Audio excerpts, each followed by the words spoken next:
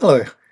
Have you thought about what we mean by forgery? Well, technically, it's the creation and selling of works of art falsely attributed to others. But it needs to be distinguished from copying a work of art for other reasons, which has taken place since the beginning of art. For example, the Romans copied works by Greek artists. However, we'll see that the distinction between copying and forgery is not always clear cut. Forgers tend to be skilled artists who are motivated by more than making money. For example, they might be frustrated artists who see forgery as a way of proving the art world cannot distinguish between their art and the art from a master. That's why I talk about the genius of art forgery, because it recognises the skill involved. Forgery, in fact, is one of the few crimes that involve world-class skill often, and that's why the forger is often held in respect despite the fact that it's a serious crime. I'll only be talking about painting and sculpture today, not about other types of forgery such as Thomas Chatterson's 15th century poetry that he forged when he was 12, James Macpherson's invention of the ancient Scottish Gaelic poet Ossian, the many alleged authors of Shakespeare's work, Konrad Kujaw's forgery of the Hitler diaries. What else? There's the Vinland map with its alleged pre-Columbian map showing part of America. The Turin shroud, which was originally thought to be the shroud which Christ was wrapped in, but was shown that the cloth was late 14th century linen. And the Piltdown Mound, of course, the skull created, we now think, by Charles Dawson from an ape skull and a human skull that he combined together to claim what he said was the missing link he discovered between ape and man. Well, many of these works are so obviously forgeries, one wonders how people were deceived. I think the reason is that at certain points in history, particular groups of people have belief systems that the forgers reinforce, giving right to creating positive feelings, or putting it another way, people would rather be deceived than have the truth cause them anxiety. I think it's summed up by the Latin phrase, which in translation is "the world wants to be deceived, so let it be deceived." Why have I put forgery in quotes? Well, we see that copying other artists was a form of respect and a demonstration of skill. In fact, apprentices were taught to copy the work of their master so they could assist in the production of genuine works of art by the master. A few examples provide an interesting route into the motivations of artists who forge works, and it also explains, I think, why I've called this talk the genius of art forgery. I start with this famous sculpture showing the Laocoon group, which is now in the Vatican Museum. Incidentally, there are two ways of pronouncing Laocoon, which is the way I pronounce it. Sometimes it's pronounced Laocoon, but either way, it's a group of showing Laocoon, who was a Trojan priest who was killed by the gods because he was trying to warn the Trojans about the danger of accepting the famous wooden horse that the Greeks gave to the Trojans. And as we know, it contained soldiers hidden inside it and gave rise to the expression, beware of Greeks bearing gifts. For whatever reason, the gods didn't want Laocoon to be to warn the Trojans, so they sent a sea serpent which strangled and killed Laocoon and his two sons, which is what we see here. This sculpture was discovered in 1506 in Rome, in the Baths of Trajan, and it's a Roman copy, we believe, of a Greek original, and the Greek original was probably, we would guess, bronze. Of course, a lot of the, or most of the bronze sculptures from ancient Greece are now lost as the metal was valuable and they've been melted down. So the ones that remain are the marble, usually copies. But the interesting thing here is that this is a copy in Rome, and the Romans regarded the Greeks as superior in the arts. This didn't worry them because they thought the most important attribute was heroism and skill in battle. So they would employ the Greeks to produce their art. There were a number of ways in which this was done. The Romans could have used Greek craftsmen in Rome to create this sculpture. They could have imported it from Greece. And there were also Romans trained to create sculptures in the Greek style. We don't know the basis of it. The thing to bear in mind is that these statues, which were are most of the statues that we see, I'm being a bit careful in how I phrase this, but most of those that we see are copies. There are a few which are Greek originals, and the idea of copying was intrinsic. There were a few masters of Greek sculptures who gave rise to certain basic forms which were used and copied endlessly by other sculptors through the centuries. One other thing to bear in mind before I move on is that, of course, this statue would have been painted to look naturalistic. Anathema to the modern viewer, of course, as we're schooled in the aesthetics of these pure white classical marble statues. But it's an interesting observation that that's the way that it would have originally been seen.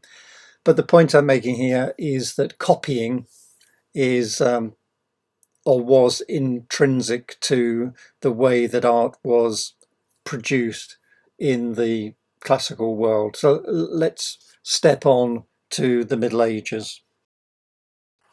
Here we are, we've jumped on to about the time that the Laocoon was dug up in the baths of Trajan in Rome. At this time, what we see here are two engravings, and as you can see, they look very similar. One was by the famous engraver Albrecht Dürer, and it seems that he was so enraged by Marcantonio Raimondi copying his compositions that he took him to court.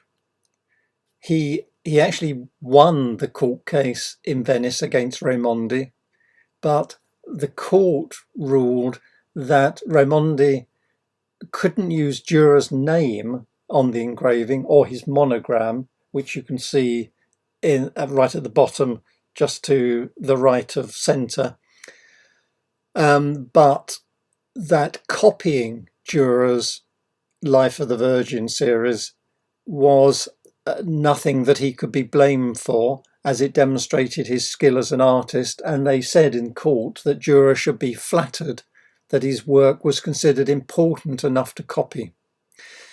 Dürer wasn't happy with this. He returned to Nuremberg, and when he published the Life of the Virgin, he included a warning to potential forgers that he would take action against them if they tried to copy. This didn't, of course, prevent copying, which was rife, but the ruling still applies, or parts of the ruling still apply today, because copying a monogram, copying a signature, and so on, are part of infringing the copyright and the inclusion of the monogram would be considered today what we call passing off. In other words, presenting a work as the work of the artist rather than as one's own.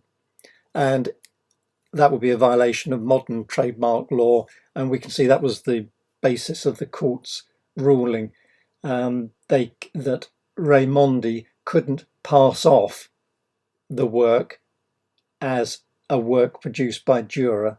He could copy the work, but had to present it as his own work. Raimondi, actually, incidentally, was himself a well-known Venetian artist and engraver, and he's probably he produced many works, but he's probably best known for producing some of the earliest pornographic engravings, including The Ways, which is also called The 16 Pleasures. The originals have now been lost because they were destroyed by the Catholic Church, but fragments remain, which are always associated with the name Raimondi, but he did many other works. Let's look at another, pass on from Dürer and look at another famous artist, Michelangelo. This is one of the few bronze statues to have survived from antiquity, we believe.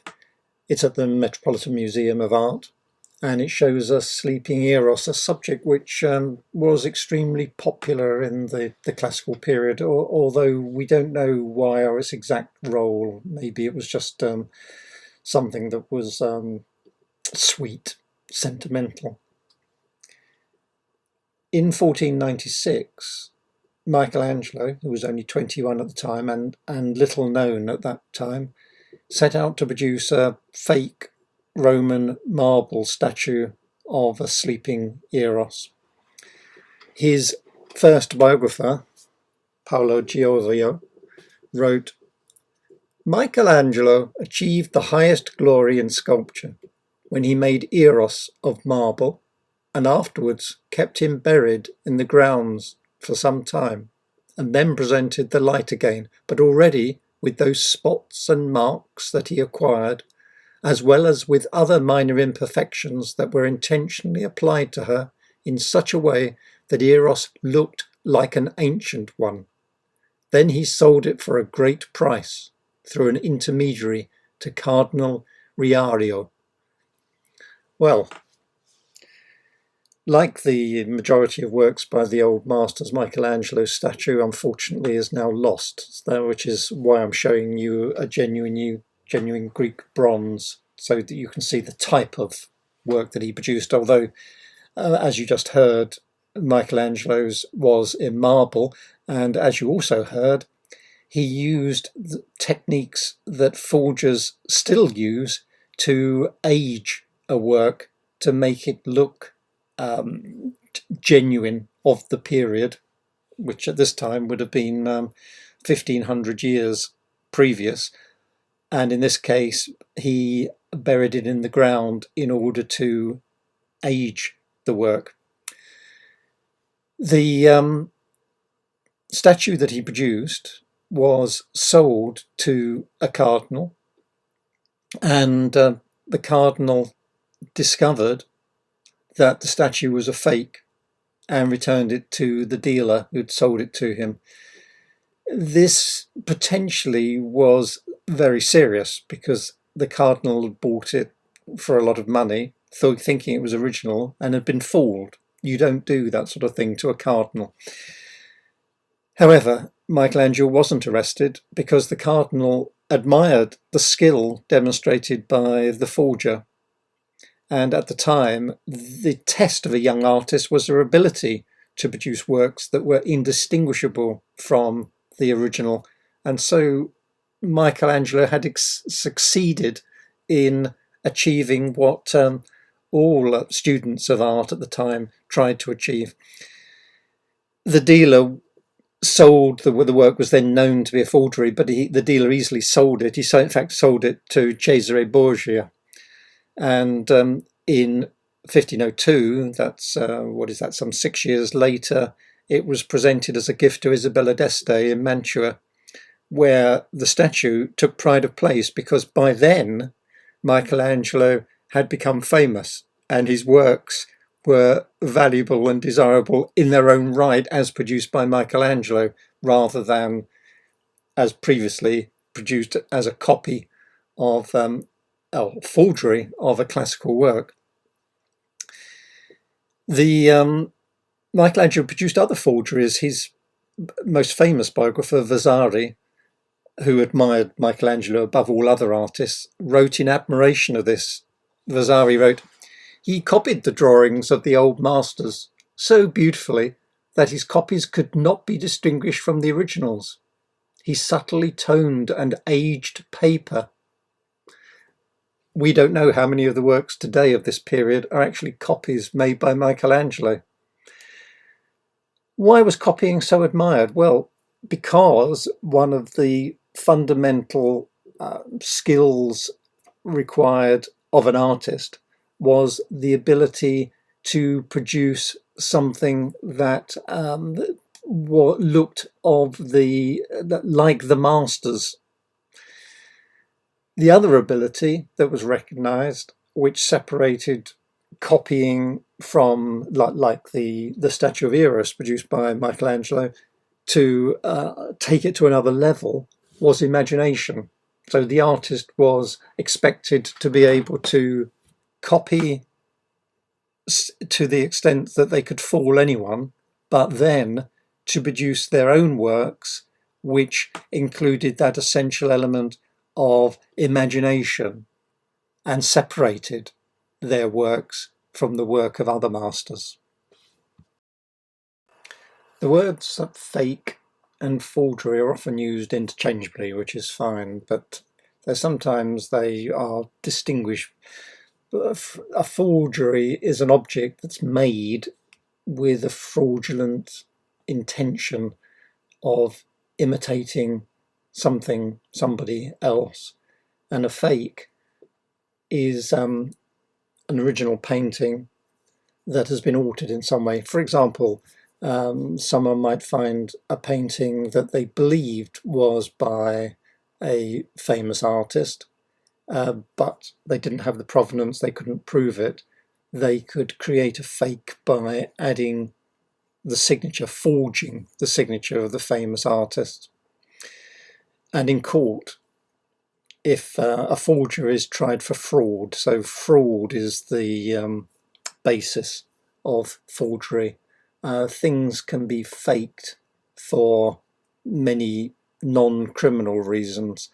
I've already discussed the idea of copying as a way that a young artist could learn the trade.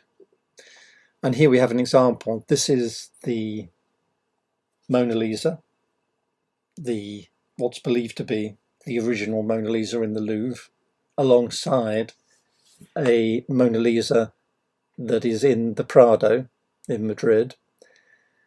And that there are many versions of the Mona Lisa. I won't go into the history of it. Could be a complete talk in its own right, talking about Leonardo's work. Leonardo, incidentally, didn't produce a lot of work in his lifetime. We believe he produced something like 20 works, of which something like 15 remain. But there are many fakes, forgeries, copies of his works, and it's very difficult sometimes to distinguish. Let's just take this as one example. We now know that the recent analysis has shown that the Prado version has underdrawing that is very similar to the underdrawing of the original. So for this reason, it's thought that the painting was produced in Leonardo's studio by someone with access to the original. Incidentally, notice that in the Prado version, we can see the edges of two columns either side, which are cut off in the Louvre version, the original version, or what's believed to be the original version. suggesting that the original version has been trimmed, but we know from scientific analysis that it wasn't. The painting hasn't been trimmed, which gives rise in the minds of some scholars to the thought that maybe there was another version with the columns visible, and the version in the Louvre was a later version painted with less of the columns showing. But all this is speculation, which I mention in order to demonstrate the difficulty of distinguishing between a copy, which is why I'm showing this work. You may not have seen the Prado version before, to illustrate the difficulty of distinguishing between, or to use the correct word, authenticating the original and distinguishing copies. Let's move on to a final example. This example shows the difficulty of attribution. Raphael, incidentally, along with Leonardo and Michelangelo, is considered one of the three great artists of the Italian High Renaissance, and in Victorian Britain, Raphael was considered the preeminent artist. He was born in Urbino in 1483 and was summoned to Rome by Pope Julius II in 1508, 1509. Now, around 1517, Raphael's assistants frescoed the vault of a loggia in Chigu's villa in Rome, which we now know as the Villa Farnesina. And this is a study from what is, we think, one model in three positions for three Graces pouring a libation in the wedding feast of Cupid and Psyche. Although we now believe Raphael didn't actually execute any of the frescoes himself, we believe he was closely involved in the design, and that he did a number of studies, number of drawings, red chalk drawings, such as this one. And this particular drawing, which is in the Royal Collection, is believed, and has always been believed, to be an original by Raphael. But there are many versions, copies, which are done by his studio, done by other artists later. It's very difficult distinguishing a genuine Raphael from one of the many copies that were produced.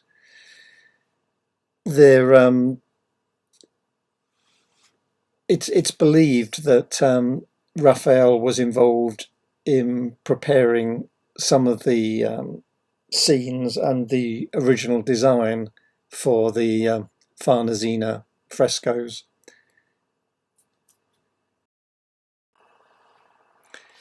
Having shown you a lot of examples of famous artists, difficulty of attribution, copying as a way of life, if you like, a way of training, I'd like to move on to talk about copies stroke forgeries that are in some of the major museums.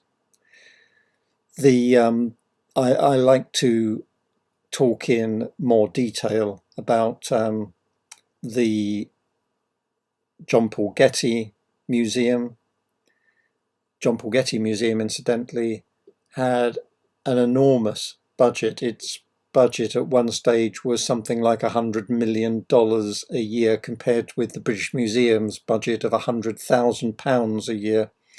And it's been suggested that many of the works that it acquired when it was out on a buying spree were forged or looted works. I'll talk about one of them, which is an archaic kouros. The other, I'll talk about some other works, one by Degas and one by a Sienese school masterpiece.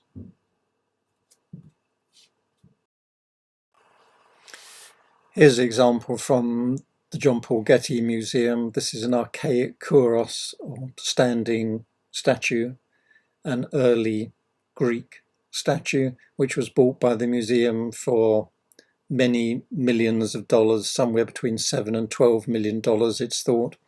And some of the staff of the museum and other scholars around the world consider this to be a modern fake. There are not many. There are something like 11 authentic kurai in existence. These were idealized statues. They have this slight smile, they have this rigid stance, one foot in front of the other. But in this case, it's one of the reasons it's thought that it's a forgery, a modern forgery, is that there are flaws in the marble, and we know that Hellenistic Greek statues were abandoned if flaws were found in the marble. It's, if you like, too good to be true. In addition, it's claimed that 6 old master drawings were found to be, that were purchased by the John Paul Getty Museum, were found to be forgeries, probably by a forger I'll talk about later, Eric Hebborn, a master forger that we'll return to. Let me give a different example, not exactly a forgery, but something that may surprise you. This is Edgar Degas' Little Dancer, age 14, at the from the Tate Modern. It's dated 1880-81, cast 1922. Degas produced a sculpture in 1880, which was exhibited in 1881, which was made from a form of waxed mixed with oil to create a sort of a plasticine type material that he molded around a armature that consisted of sticks, paintbrushes and so on, tied together. It was the only sculpture that he exhibited in his lifetime, and unusually, originally, he clothed the little dancer. So the statue he produced was naked. He clothed it in a genuine tutti with genuine ballet shoes, with a wig and with a silk ribbon in the hair. That sculpture is now in the museum, National Museum of Art in Washington, D.C. There are something like, it might surprise you to know, there are something like 72 surviving copies of this sculpture, and they were made and cast after Degas had died. His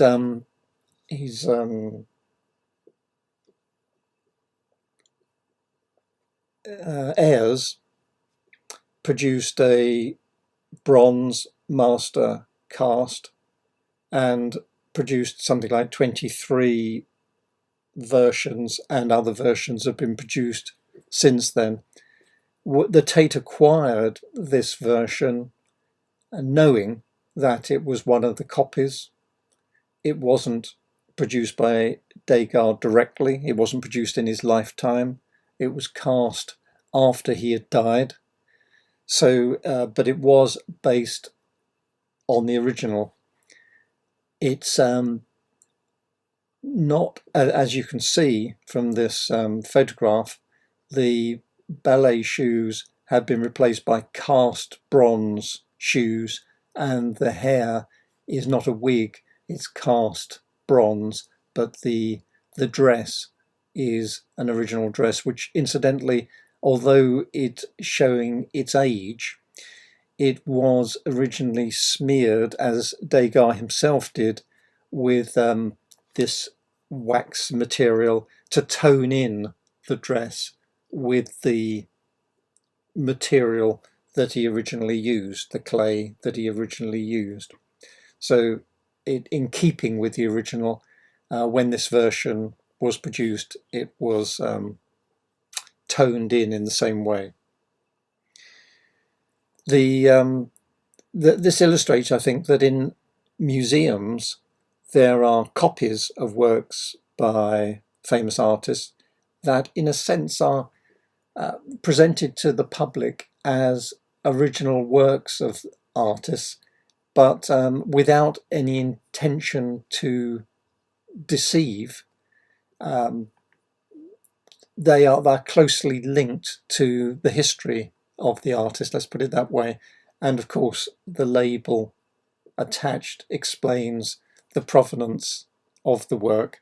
But I'm just illustrating the fact that copies are part of the life of an artist and the production, and some of these presented as the work of the artist in major museums are in fact copies of the original work that were done sometimes by the artist, sometimes by the studio, sometimes after the artist had died.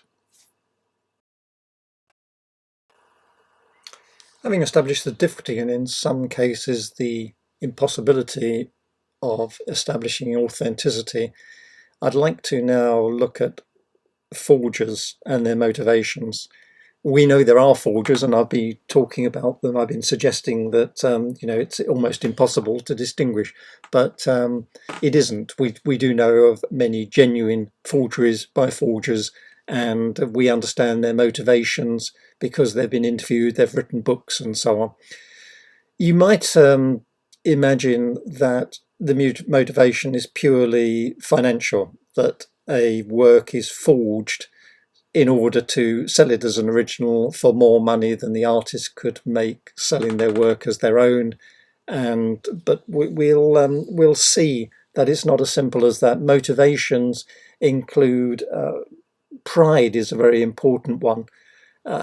Revenge against the art world, fame, the opportunism, money, as I've said, is important, and power, and it often boils down to a combination of money and pride. What I'd like to do before moving on to some famous forgers is just to look at three more pieces which are very contentious and raise questions about motivation and the various reasons that forgery or potential forgery might have been engaged in. This is a very controversial work that's divided expert opinion. La Bella Principessa, the Beautiful Princess, also known as the portrait of Bianca Sforza, young girl in profile in Renaissance dress, and portrait of a young fiancé. It's a portrait in coloured chalks, 3 different colours of chalk, on vellum, of a young lady in a fashionable costume and hairstyle, which we know is of the Milanese of the 1490s. It originally sold for just under $22,000 at an auction in 1998 at Christie's in New York, and was catalogued then as early 19th century German work. But someone called Peter Silverman purchased the work from a gallery and believed that the portrait was possibly from an older period, possibly Renaissance, and some experts have since attributed the work to Leonardo da Vinci. One of those experts, in 2010, Martin Kemp, made it the subject of a book he co-authored called La Bella Principessa, the story of the new masterpiece by Leonardo da Vinci. So, one of the leading experts in the world, Martin Kemp, claimed that this was by Leonardo, and there is a lot of evidence for that. It's of high quality, as you can see. It's in the style of Leonardo. There are corrections made, pentimenti as they're called, which suggest it's an original rather than copy. The hatching is done by a left-handed person. The sitter's hairstyle, as I've said, is, we know, original 1490s fashionable hairstyle. The use of 3 different coloured chalks was first pioneered in Italy by Leonardo, and some claim that there is a print, a hand palm fingerprint in the chalk of the neck that has been associated with Leonardo. And there's also some evidence, you can see on the left hand side, that it was torn from a book, which some believe is now in the National Library of Poland, which was given to Galazzo San Severino, who the Bianca Sforza married and was a patron of Leonardo. So lots of evidence linking this to Leonardo. It's been pointed out, however, by one expert who claimed that Leonardo didn't show eyelashes, as we can see here, although it's later been shown that in some authenticated drawings by Leonardo in Windsor in the Royal Collection, he did show eyelashes. So that claim, that evidence that it wasn't by Leonardo, has been dismissed. Also, the detailed decorative work done has been claimed to be similar to decorative work that's been in other drawings that we know are by Leonardo. Leonardo typically explored lots of patterns in his work, and we can see an example in the knotwork of the caul that she's wearing of a decorative pattern of the type that was investigated by Leonardo. So its attribution by Martin Kemp has been challenged by many scholars, and so it's controversial. We have some experts looking at it saying, well, where is the cracking we'd expect to see in the surface of such an old work? Left-handed hatching can easily be faked by forgers. The palm print has since been questioned and is now no longer claimed to be evidence. And one scholar described it as, quotes, a screaming 20th century fake. So opinions are clearly divided. Let's look a bit further at this work and look at some of the reasons why it might not be by Leonardo. I've put it alongside 2 others, genuine looking works, but the one on the left, a young woman, was bought in 1936 by the Detroit Institute of Art as either by Leonardo or by Andrea del Verrocchio, and without going into details, it's now described as by an imitator of Verrocchio and a probable forgery. This is suggested, or if you like, proved by its anachronistic materials and unorthodox construction. What do we mean by that? Well, it turns out that the picture was painted on photographic paper, which was then stuck on a wood panel that was repaired before it was readied for painting. And some of the pigments used, for example, zinc white, is a modern pigment.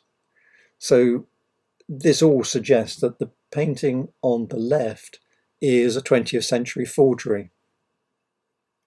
The one in the middle is the one that we've been discussing, now insured for $150 million and lives in a secure vault in Zurich.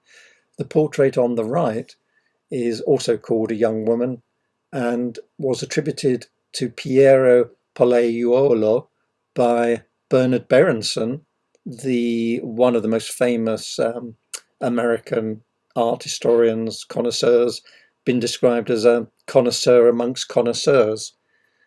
And he made that attribution in 1945. The picture has since sunk without trace, perhaps because of comments such as such portraits were highly sought after by late 19th and early 20th century collectors, encouraging a market for copies, fakes, and over-ambitious attributions. So the painting we're considering, or the drawing we're considering in the centre, is flanked by two works that are now viewed as forgeries.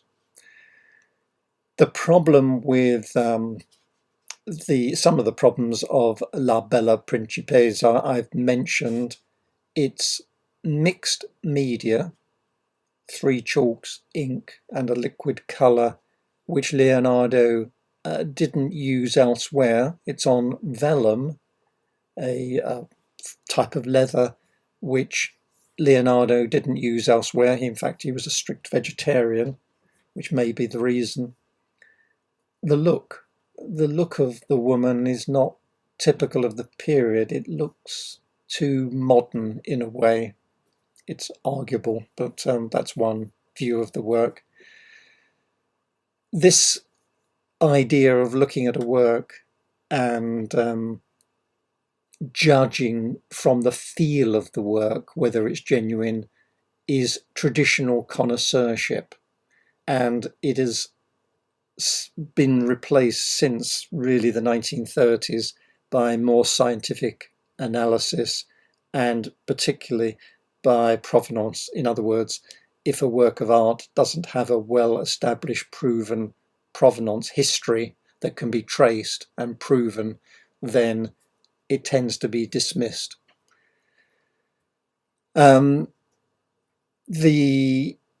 particular work, the one in the centre, has no provenance. It suddenly appeared when it was described as German school, early 19th century. And that is one of the main reasons, I think, that many scholars, New York, London, Vienna, reject the work. The conclusion of those scholars, for the reasons I've just given, is that it's not a portrait of Bianca Sforza by Leonardo da Vinci, but a 20th century forgery or a pastiche Leonardo, or possibly German school, early 19th century. Finally, I thought I would show you some genuine works from the period. In the bottom 2 rows, highly individuated, richer works with distinctive features. Notice that I've put the middle row is black and white, so it can be compared with the top row, and the colour version of the same 3 works are on the bottom row. And I think this suggests that the works on the top row have been drawn with a view to modern ideas of beauty. The final point I'd like to make before moving on is that the well-known art forger Sean Greenhalgh, who wrote an autobiography, A Forger's Tale, claimed that he produced the work at the one we've been talking about in the top row, La Bella Principessa, in 1978. And it's actually, believe it or not, a portrait of Sally, a girl that he'd worked with at the Co-op in 1978. And he says that he remembers buying the vellum from an antique shop near his family's council house in Bolton. It was part of 1587 land deed, so a genuine old piece of vellum. He practiced the drawing on cartridge paper first. He mounted the vellum on an old oak board that he obtained from a Victorian school. I don't know whether the wood has been dated, but that was his claim. He used just the three colours, black, white and red. In other words, colours of the period. He used oak gall ink, as Leonardo would have done. He turned the drawing upside down because he's right-handed to create a left-handed hatching. And when it was finished, he took the picture to an art dealer in Harrogate and offered it to him, not as a forgery, but as an homage to Leonardo. The dealer criticised its quality and paid him just £80, amount which barely covered the materials, let alone the labour in producing the work. So that's another piece of evidence that the work is in fact a forgery, and in fact a forgery produced in 1978. I'll leave you to judge on the balance of evidence what you think of the work. Let's look at another Leonardo to illustrate pride, in this case collector's pride versus connoisseur's pride. This is on the right, Leonardo's La Belle Ferronnière, which has hung in the Louvre for centuries. But in the early 20th century, an American soldier from Kansas called Harry Hahn claimed he owned the original.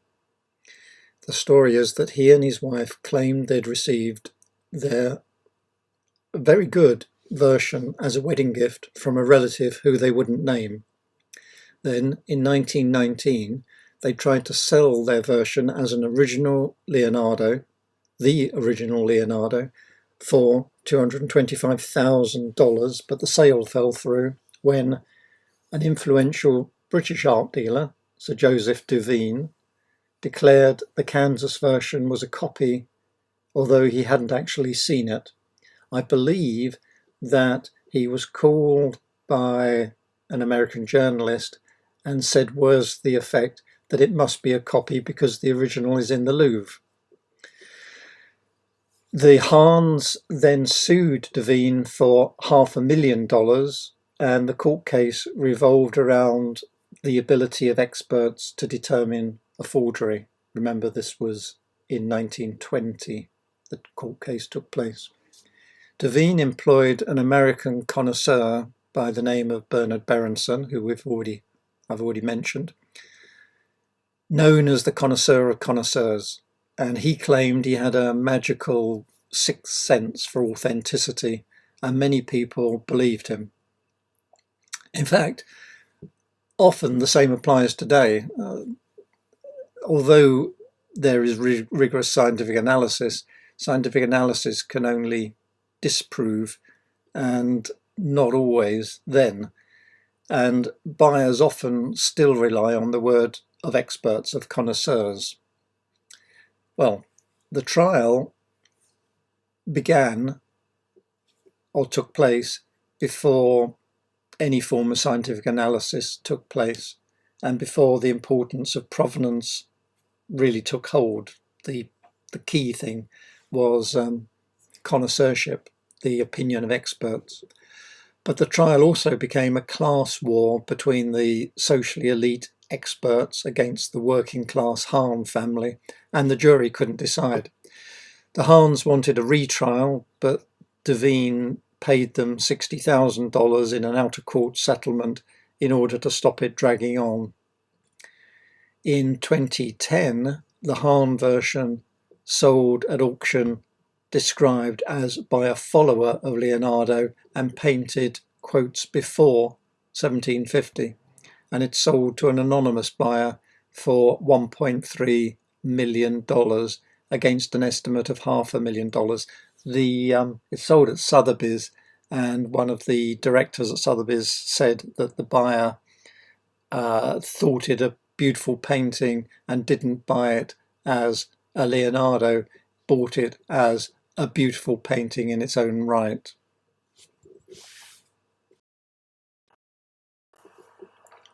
And a final example illustrating the difficulty of identifying or even defining what we mean by a forgery. This is a photograph of Anthony Pichu with Salvador Dali, and they're standing in front of a work by Pichu. Pichu was a friend of Dali. They both were born in Catalonia. They worked closely together. Pichu was a well-known artist. In fact, he won a gold medal for fine art from the King of Spain in 2004. But in 1966, he moved into Dali's villa full time, and they worked so closely together that it's raised the question of which works were produced by Dali and which were produced by Pichu. Dali was an artist who was, shall we say, obsessed with money and lavish with his signature. Some 12,000 fake Dali prints were seized in just one investigation. Dali would sign blank canvases to be filled in later by other artists, sign them for money. He also authenticated forgeries in his style that were painted by other artists. It said he genuinely believed them to be his, and he may have sanctioned forgeries of his own work in exchange for a share of the profits. So we get lost in a maze of copies, fakes, forgeries surrounding Dali and how involved he was in the work, when he signed it, how much he produced, and how much was just him endorsing a work. Having said all of that, of course, going back, or even today, many artists have studios with studio assistants who produce a lot of their work. Does that mean the work is by the artist or by the studio assistant? Is it the artist who creates the idea that is executed, implemented by the assistant? And so in that context, if a work was painted by Pichu acting as Dali's assistant under Dali's control, does that make it a genuine Dali? I don't think there's any real answer to the question. Perhaps it revolves around intent and the question of deceit and what the intention was at the time. But I'll leave the question open, because what I'd like to do is to move on and talk about some famous forgers, people that we know forge works, who have very interesting life stories to tell. So there are so many forgers to select from. I have chosen just 7 famous names in order to show you the wide range of motivations, approaches, and backgrounds to forgers, and how they can get into the business of forgery, if I could put it that way. This first is a work by Roger van der Weyden, Madonna with Child. It was restored by an art restorer called Jeff van der Wege, and the question is how far, what do we mean by restoration? How far can a restorer go? For example, if the restorer scrubs out most of the work and repaints it, is it by the original artist or is it by the restorer? And what was the intention of the restorer in doing that? These days, restoration work is undertaken in such a way that it can be identified and reversed. But when this was restored, there were no such constraints on the restorer. Jeff van der Wege did his restoration work in the first part of the 20th century, and many of the works he restored, which were Renaissance works, were part or formed part, became part of the Renders collection, which was later sold to the Nazi leader Hermann Goering during World War II, and therefore this painting is often called the Renders Madonna. It was originally part of a diptych, that is, two panels that were joined together, and the two halves were separated probably in the 1850s, and it's believed that the Madonna, this picture, this part of the diptych, was so badly damaged that it wasn't suitable for exhibition, for display. And Jeff van der Wege was asked to restore the painting, and he used a technique he called his hyper-restoration technique. We now know from X-ray analysis that he scraped off the entire bottom part of the painting and repainted it. The restoration, however, is so good that the join cannot be detected even by a trained expert looking closely at the picture. But he did, we now know, repaint entire areas and painted over the entire painting in order to unify it. He even mimicked the cracking using various techniques so that the restored part looked original. He wanted, his motivation was to return a damaged work of art as far as possible back to its original state, whereas today conservators try to prevent deterioration to protect damaged portions, but to do it in such a way, as I said, that the restoration work can be clearly seen. Jeff van der Wege was a conservator at the Royal Fine Arts Museum of Belgium, and he became a restorer and later a forger. He mastered the technique of reproducing early Netherlandish painters such as Roger van der Weyden by studying their techniques. And he was an artist in his own right as well. He painted in a surrealist style. He was trusted in restoring some of the greatest works of art of the early Netherlandish school, like this work.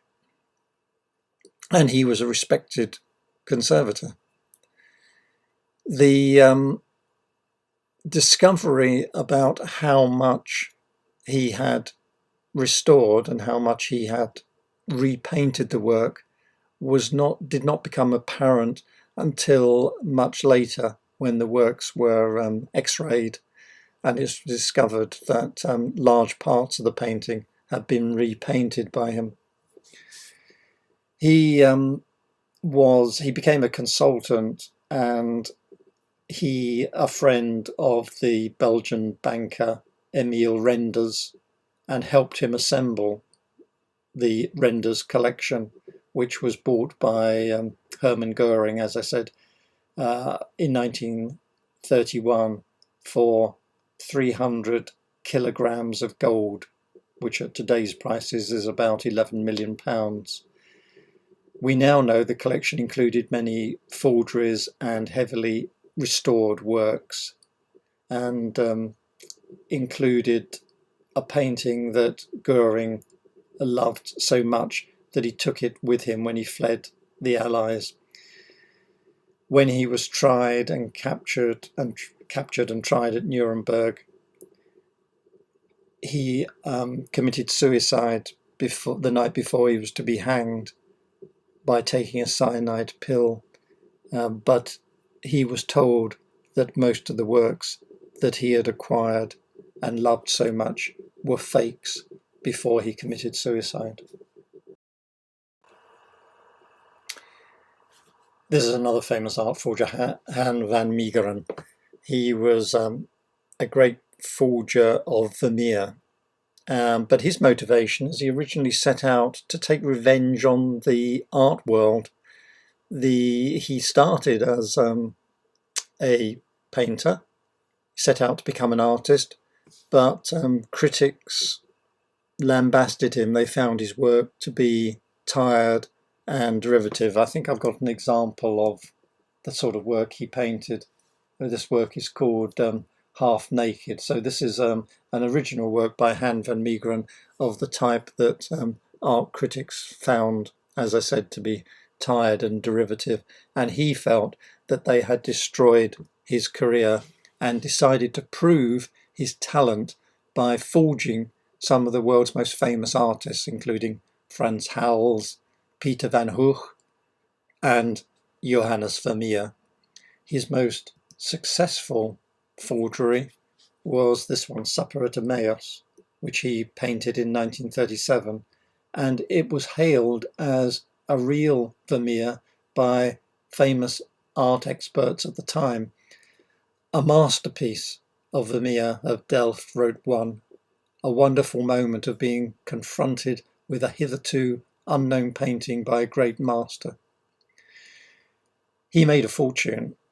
Han van Meegeren made from his forgeries an amount which in today's money is about $60 million. Now, during the Second World War, he sold one of his works, this one, Christ with the woman taken in adultery, to Hermann Goering, who acquired thousands of masterpieces by theft or purchasing them at a steep discount from desperate individuals. After the war, Van Meegeren was accused of high treason for selling a painting by Vermeer to Goering, this painting. First of all, he maintained his story. He was tried, and at the first part of the trial, he maintained that it was a Vermeer. But as it became clear to him that things were getting serious, and it was more serious than his reputation being at stake, his life was at stake, he suddenly, during the trial, shouted, "Fools, you think I sold a priceless Vermeer to Goering? There was no Vermeer. I painted it myself." Well, no one believed him because all the experts thought these were genuine Vermeers. He explained that he used the same pigments as Vermeer. He explained how he did it, his recipe for the oil paint. He had a quick drying oven that produced cracks in the painting. He described the whole process, but no one believed him. And one of the presiding officers at the trial suggested he paint a copy of a Vermeer in the courtroom, to which the haughty Meegeren replied, "To paint a copy is no proof of artistic talent.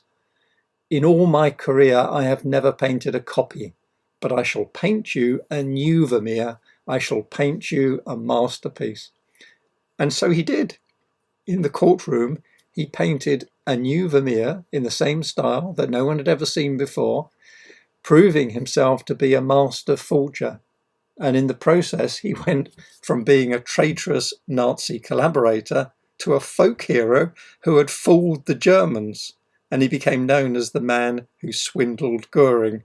And as I mentioned, as an extra twist, Goering was told the painting he loved so much was a forgery just before he committed suicide.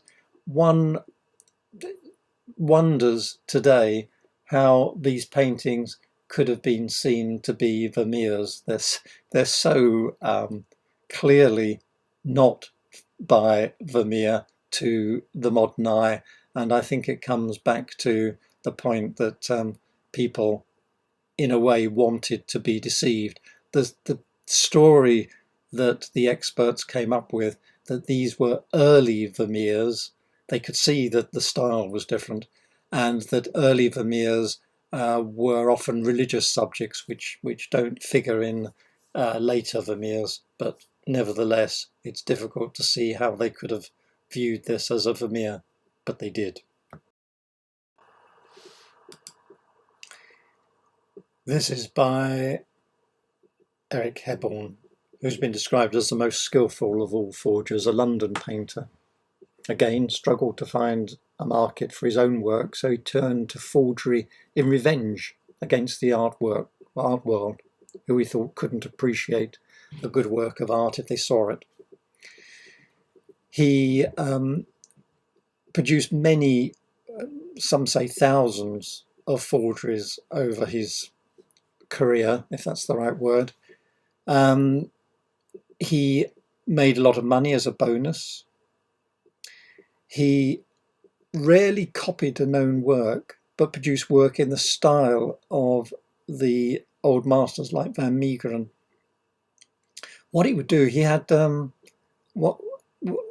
clever approaches. He would visit major galleries like the British Museum or the Uffizi, study the works of old masters, and then produce preparatory drawings for those works. The old masters did preparatory drawings, but rarely kept those drawings. So few of them survive. So experts don't know what the drawing should look like. Here, for example, he produced a drawing by the here he produced a drawing after Van Dyck as a preparatory sketch, he said, for Van Dyck's Crowning with Thorns, a genuine Van Dyck in the Prado. So we can see the painting that he examined in the Prado, and he produced this preparatory sketch allegedly by Van Dyck. And what he would do then is that he would create this plausible sketch, this study, and allow the expert, I'm sure he enjoyed doing this, but allowed the expert to make the connection between the drawing and the painting, which he would claim he never knew. And this formula brought about hundreds of successes, including selling this Van Dyck sketch to the British Museum by not presenting it as a sketch by the artist, but just presenting it as a sketch that he'd acquired and allowing the expert to reach their own conclusions. He sucked the expert into wanting to identify it, because often this can make an expert's career finding a hitherto unknown sketch by an artist like Van Dyck. It could be the making of the expert. So there was a lot of motivation on the part of the expert to be fooled. Now, Hebborn actually described how he did all of this. He wrote several books about his career, including the Art Forger's Handbook, a detailed description of the techniques he used, the methods. It's become the Art Forger's Bible. His attention to detail is remarkable. He lists all the pigments used by famous artists. He explains how to make oil paints that are darkened as if by age, how to produce the cracking of that we find on old paintings. And he was also very thorough, understood the science behind it, and very patient. For example, he knew that over hundreds of years, oak gall ink would eat through the paper because it was acid. And to speed up the process, he would use sulfuric acid, dilute sulfuric acid, to eat into the paper to the same degree that oak gall ink would eat into it over hundreds of years. He was also patient, as I said. He would wait a year to allow his oils to dry naturally before he then cooked them in an oven between 100 and 105 degrees centigrade for 3 hours. I don't think any other forger was as careful, as scientific as he was.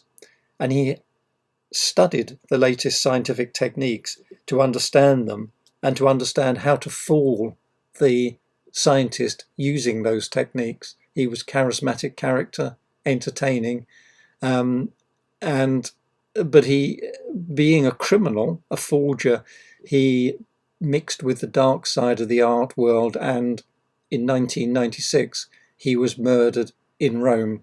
The murder's never been solved. I've been discussing the complexity of defining what we mean by forgery in some cases. However, there are some clear-cut cases of forgery, obviously, and forgers who forge work for money. This is a painting alleged to be by Sandro Botticelli called Madonna of the Veil. It looks to a non-expert like a Botticelli. I can show you a genuine Botticelli. This is Mary with Child and Singing Angels. If we look at it enlarged alongside the forgery, you can see a lot of similarities in the detail. And if I look at one of the most famous Botticellis, again, there are a lot of similarities. Interestingly, in the 1950s, when it was thought to be genuine, Kenneth Clark, the art historian, always felt there was something wrong with the painting on the right. He thought that it differed from a genuine Botticelli, which I think goes to show that there is something in connoisseurship. Someone who spends their life looking at the work of a particular artist does learn to get a feel for the way that they would paint a hand or an eye or a mouth. The work was later shown to be a forgery because, for example, the wormholes in the wooden panel were made with a drill. They were straight, they weren't crooked like a wormhole. And it was also found through analysis that the blue of the Virgin's robes is Prussian blue, a pigment that wasn't invented until the 18th century. So we know it's a forgery. We don't know who the forger is, although it's been suggested it was Icilio Federico Ioni, an Italian art restorer and forger, although it does bear little resemblance to his usual forgeries, so we're not absolutely sure. Other suggestions have been made about who forged it, but I'm showing it to illustrate that an art historian, in this case Kenneth Clark, a connoisseur, can identify or have doubts about a picture by eye alone without scientific analysis. This is the first ceramic that Gauguin ever made. It shows a faun. Now fauns, satyrs, the god Pan, various representations of a man who was also half a goat, were very popular in the 19th century. In the age of Darwin, they struck a 19th century chord because they were taken as symbols of unbridled sexuality, of the primitive savage man hiding within the civilized man. This appealed to Gauguin a lot, of course. And rather interestingly, it's the first time he uses the monogram PGO, which he later used on a lot of his paintings, and you can just see it there at the bottom of the faun. Now, PGO in French, Pego, was apparently a word which he'd also picked up on his travels earlier as a sailor. It was a kind of British nautical slang for a penis. A Pego was apparently what sailors used to call each other when they had arguments on board ship. So in choosing this monogram, Pego, he was very deliberately harking back to his own sexual problems with Met.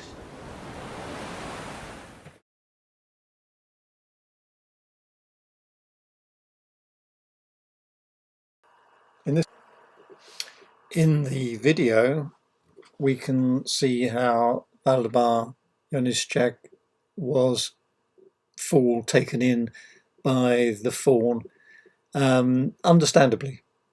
He later found out, you can see here on the left, that it was produced by the forger Sean Greenhalgh. And to give Januszczyk credit, he admired the skill of Greenhalgh and established a relationship with him.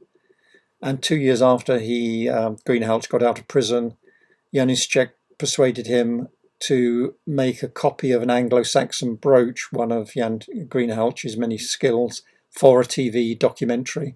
And the two struck up a friendship, and other commissions, genuine commissions, followed. And he produced these forgeries in the shed down the end of his garden. He was extremely skilled. It took many years for his work to be detected, and for him to be for evidence to be gathered, and for the police to take him to trial. In one of the works or set of works that that provided that evidence was this one, a work by allegedly, I should say, by L.S. Lowry, which he painted, Greenhalgh painted, and sold as one of three that he sold for £15,800 at auction. Greenhalgh created hundreds of forgeries, not just paintings, all sorts. As I mentioned, the Anglo-Saxon brooch, silver gilt Christ, which he claims is still part of the royal collection. He sold a terracotta bust of Thomas Jefferson to the president, in fact, Bill Clinton, and sold many more works to museums. He had a very broad talent, from carving Egyptian granite to producing, as we saw, an impressionistic sculptor's work, the faun, American watercolorists. He could move from one technique to another. Januszczyk described him as a one-man renaissance, but he shrugs off the compliments. He says, "I don't have delusions of grandeur." He's just, in fact, he describes it as a low threshold for boredom. He likes to get on with things, likes to do things, likes to work out how to do things. Although now, following his prison sentence, he said to the Guardian, "I view my life as a failure. I went the wrong way. I could have done something useful. If I could have my time again, I'd like to be a teacher at an art college." In this case, this is an interesting forger, Tom Keating, a lovable British painter who progressed from art restorer, as many did, to art forgery, to eventually TV personality. He grew up in a poor part of London, and after the Second World War, he would paint houses for a living while restoring old masters. And his dream was to make a living as an artist, but he couldn't sell enough. He blamed the art establishment and turned to forgery to prove a point, subvert the art world, who wouldn't grant him or other young artists entry into it. But when he produced a forgery, he would add what he called time bombs, that is, things in the painting that would prove that it was a forgery, and that he was sure would be missed by so-called experts. Very interesting. So he would write text in lead white so that it would show up if the painting was ever x-rayed. I mean, very obvious time bombs. Or he would paint a 20th century object in a 17th century painting. Some forgers do this to enable them to claim it was never intended as a forgery, because it was obvious to anyone that looked at it closely that it was a fake. In Keating's case, I think it was a deliberate trick to fool the experts. He would never cut corners, and he stayed true to the techniques of the old masters. He, for example, would boil nuts for 10 hours and filter the oil to make his oil pigments. He would search flea markets for old frames that had auction stamps on the back. He would then buy the frame, look up the original painting it once held, and then paint a forgery, a reproduction of the original. And he was also successful in painting watercolors as well as oils, which is unusual to be able to paint well in both techniques. With the time bombs that it included, he knew he'd eventually be caught, and in 1970, 13 watercolors allegedly by Samuel Palmer came up for auction at the same time. It was reported in the Times, and Keating confessed to painting all 13 and went on to claim he'd forged at least 100 artists and more than 2,000 forgeries. But none had been detected by the art world. The forged Palmers were never sold, and so no crime had been committed. And it was another 7 years before he was arrested. But by then he was in ill health and the charges were dropped. That year he published his autobiography, admitting to his forgery, and a few years later he'd recovered enough to present a TV programme on Channel 4 when he taught viewers how to forge. By then, though, collectors were actively seeking out Tom Keating's forgeries as valuable in their own right, and he died in 1984, and that year Christie's auctioned 204 of his works under his own name. A good end to the story. We have I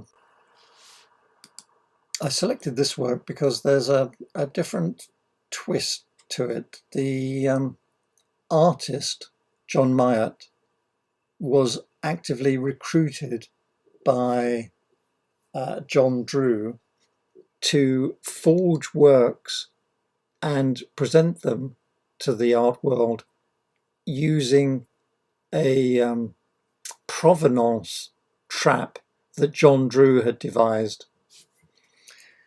Let's step back a bit. John Myatt was a farmer's son who studied art, became an expert at painting, and could paint in the style of famous, mostly 20th century artists.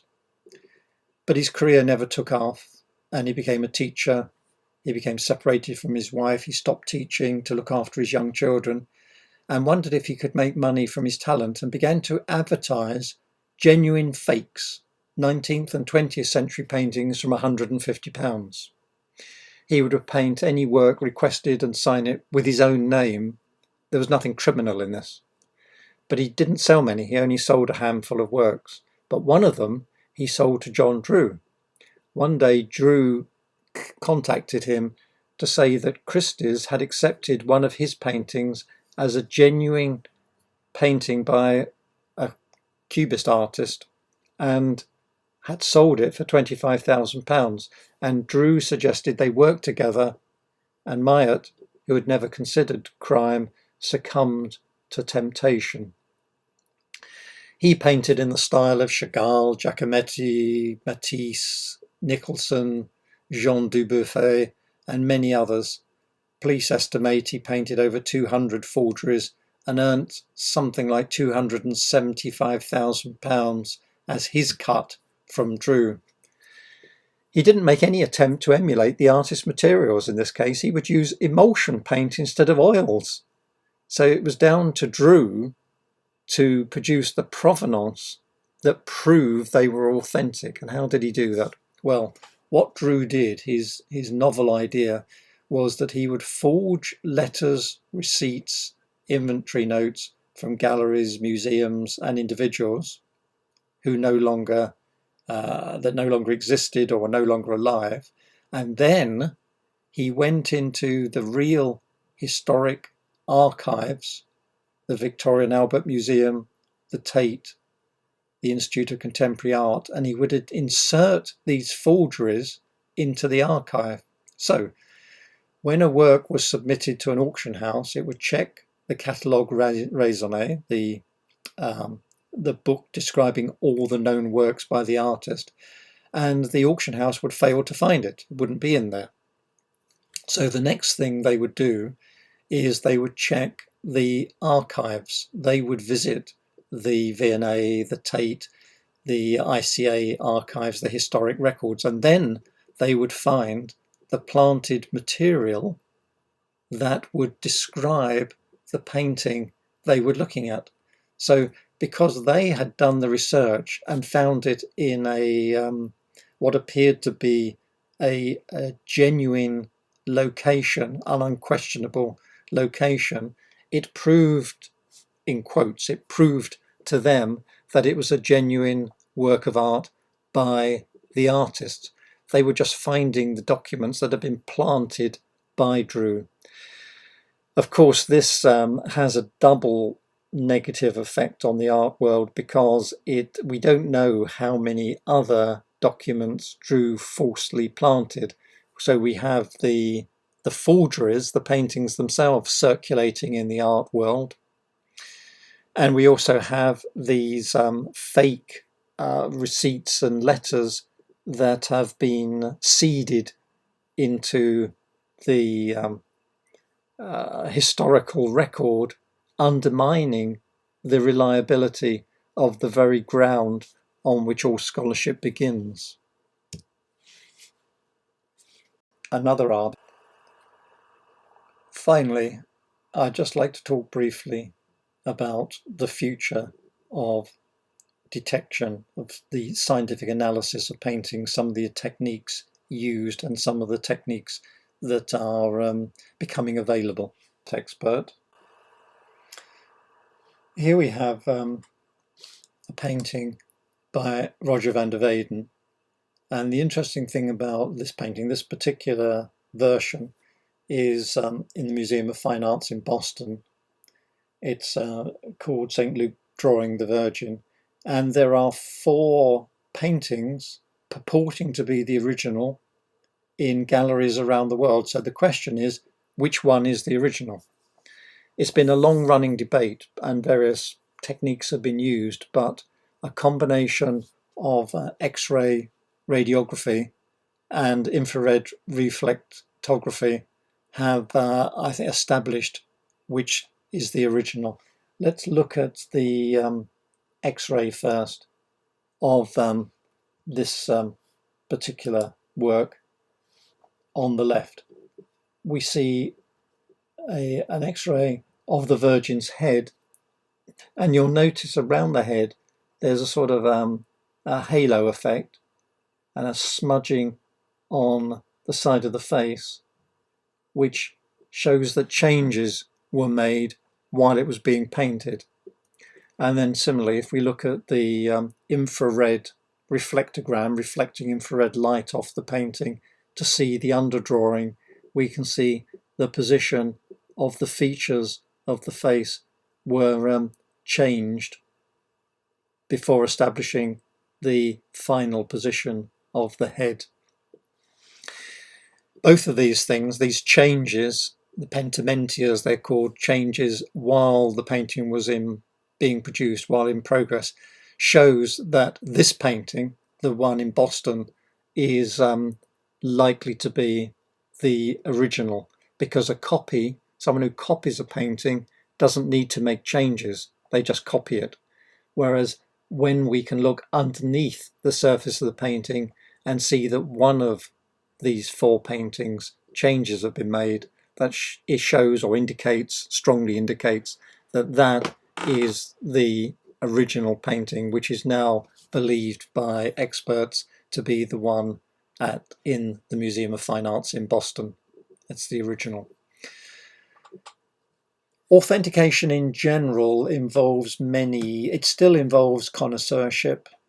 It involves looking closely at the craquelure, the fine pattern of cracking of the surface. Often this is faked by actually painting in black lines, which is a cheap trick that wouldn't fool an expert if you look closely. Dendrochronology, if it's painted on a wood panel, we can date the wood exactly from the rings. Of course, the forger might have obtained a piece of a wooden panel from the exact same period, but often that's difficult to do. Ultraviolet fluorescence and infrared analysis can detect repairs or earlier paintings present on the canvas, and a clever forger can make changes to the underdrawing, of course, change the position of the head and things in order to fool these techniques. Similarly, conventional X-rays are used to examine the underdrawing or to detect an earlier painting, and this again, the forger can make changes. There's also another technique called X-ray fluorescence, where the whole painting is bathed in X-rays and the radiation emitted from the painting is measured, which can reveal if the metals in, say, a metal sculpture, or if the composition of pigments is pure or newer than the supposed age. Spectroscopy can be used to determine the pigments used, but a skilled forger again can obtain the pigments used at that period.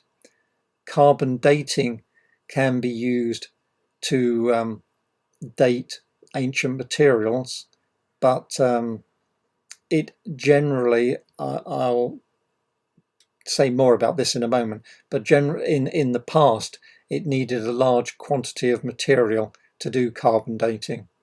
And then finally, thermoluminescence can be used to date pottery. Very difficult, in fact you could say impossible to forge. So a good technique for dating old pottery. In future, the techniques that are likely to be increasingly used are DNA signing. Artists spray their own DNA or artificial DNA over the surface of the painting, which can then be analysed in future to authenticate a work.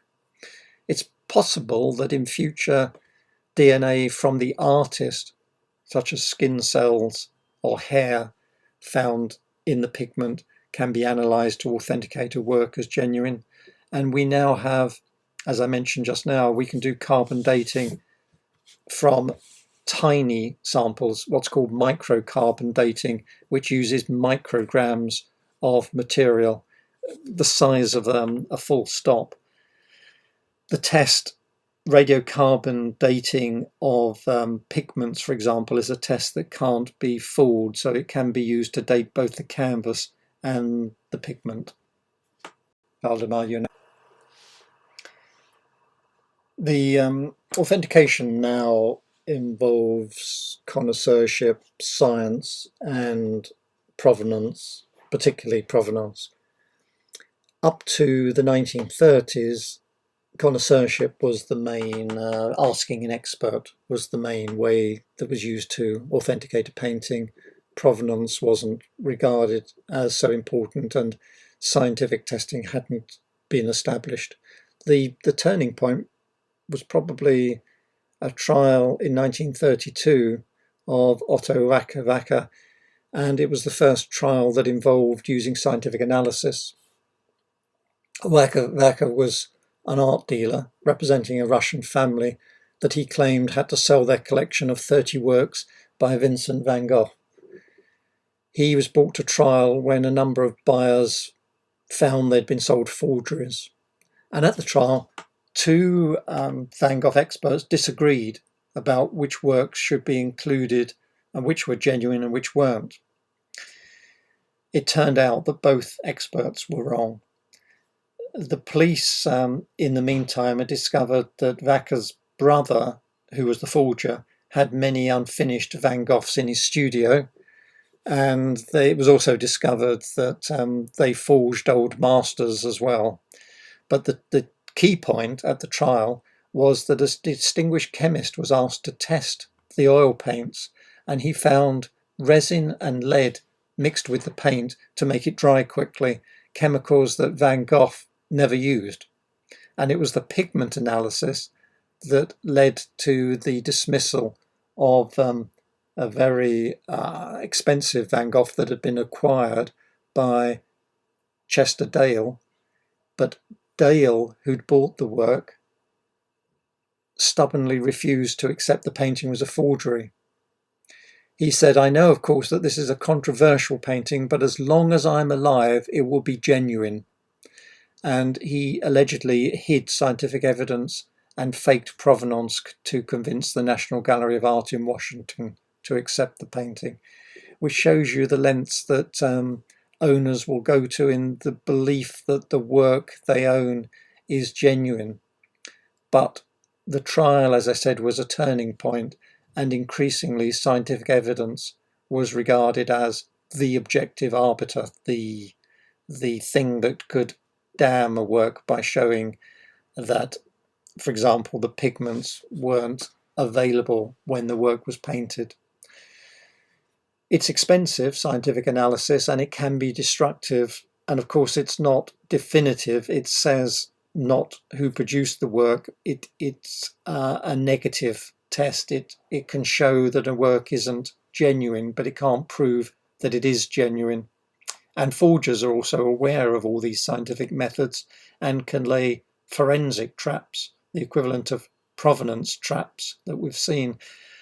For example, a forger could obtain an oak panel from the period that that they want to forge the work, and use the panel so that when the panel is analysed scientifically using dendrochronology, it will be dated to the right period corresponding to the period that the forged artist painted in.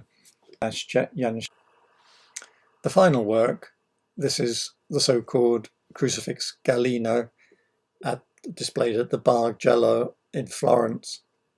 And the reason I'm showing this is because it shows that when a nation's honour is at stake, then, shall we say, attributions are optimistic. The provenance, as I said, is associated with many dangers. It's estimated that something like a half to 2/3 of all pre-modern artworks that existed are now lost. So there's an enormous area available for forgers to create works that have been written about but no longer exist. It's unlikely, of course, that any work that's not mentioned in contemporary documents could suddenly appear. And of Michelangelo's sculptures, only a few works are now considered lost, but optimism still appears to exist. In 2008, the Italian state purchased for $3.2 million this carved wooden crucifix that was attributed to Michelangelo, but few experts believe it can be his work. The wood is the correct date, and some experts claim that the Christ bears a likeness to the genuine Michelangelo Christ in the Pieta in the Vatican. However, no other works in wood by Michelangelo are mentioned in contemporary documents. There is another wooden crucifix in Florence that may be by him, but this is unconfirmed as well. The figure is naked, which is unusual for the time, although it's true to the Gospels. And an inquiry that was opened in 2009 to investigate whether the Italian state should have acquired the work concluded that it was probably by Jacopo Sansovino. Aristotle defined a great work as one that is good, beautiful, and interesting. Good in the sense of demonstrating skill, beautiful in being aesthetically pleasing or morally uplifting, and interesting in terms of the thoughts and emotions evoked by the work. Forgers are often failed artists who are highly skilled but are missing one component of greatness. They forge works to prove to themselves that they are great artists, to belittle art experts, and to make money. Finally, as I said at the beginning, there is a Latin saying, mundus vult decipi, ergo decipiatur, which means the world wants to be deceived, so let it be deceived. The art market is enormous. It was valued at $67 billion in 2018. The lives and reputations of many people can be made or broken through discovering a lost masterpiece or making a mistaken attribution. Many people benefit from discovering a new or lost work. So the pressure to authenticate a work of art is enormous. So my prediction is forgery will continue. Check who in this video, which you can see on YouTube at the address I've given here, talking about an exhibition which contained a faun, which you can see in this picture, which he believed was by Paul Gauguin.